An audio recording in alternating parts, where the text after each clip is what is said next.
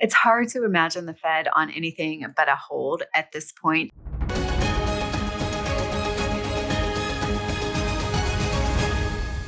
Welcome to Taking Stock. We're getting our first look at inflation numbers for 2025, and they're telling quite the story. The January Consumer Price Index came in hotter than expected, showing the battle against those rising prices is not over yet. I want to bring in Marta Norton, Empower's Chief Investment Strategist. And Marta, we typically see companies roll out their price increases in January. The past 2 years, those increases caught many by surprise. Are we seeing that same pattern again this January? We are indeed. So inflation rose more than expected year over year, 3%.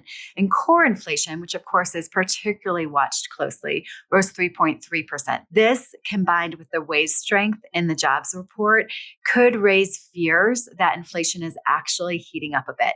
That's why we're seeing, at least why I guess we're seeing, yields rise in the bond market and futures fall immediately following the release of this report. If the past few years are precedent, we could see a few warmer readings for the first quarter before we have a real sense for what the trend is going to be this year.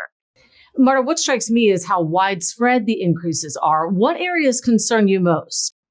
It was a lot of the usual suspects. So, of course, shelter was a big contributor to inflation, and we're still expecting shelter to fall as real-time rents are factored into the report.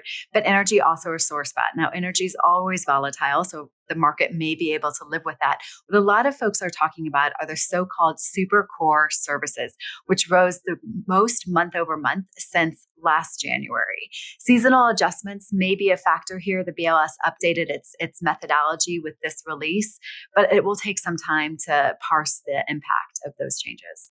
Bottom line for consumers, prices are still rising at an uncomfortable pace. And with this latest data, people might be concerned that pace is increasing. I think one item really hitting household budgets hard is eggs. We're seeing prices of $5 a dozen in some areas. Marta, where else are consumers seeing those price spikes?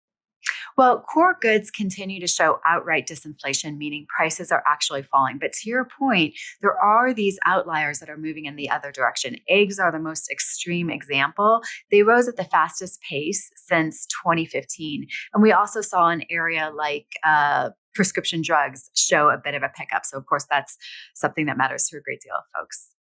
Let's talk tariffs now. There's a 10% tariff on Chinese goods in effect, and now new tariffs on steel and aluminum are coming, which could drive up the cost of a lot of things, everything from cars to electronics.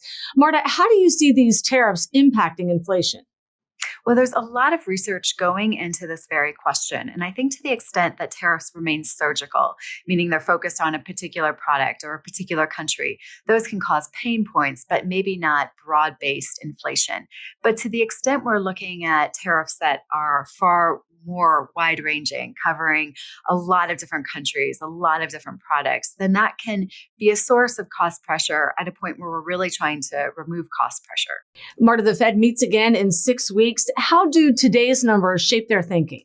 It's hard to imagine the Fed on anything but a hold at this point. They really focused on addressing concerns in the labor market after the weakness we saw there last summer, and they took 100 basis points or 1% out of interest rates. That seems very aggressive at this point when we're still dealing with some questions around inflation. Marta, thank you. The next jobs report should give us another look at where things might be headed. We're going to be back with analysis of those numbers or sooner if we see any major market moves. Have a great rest of the week.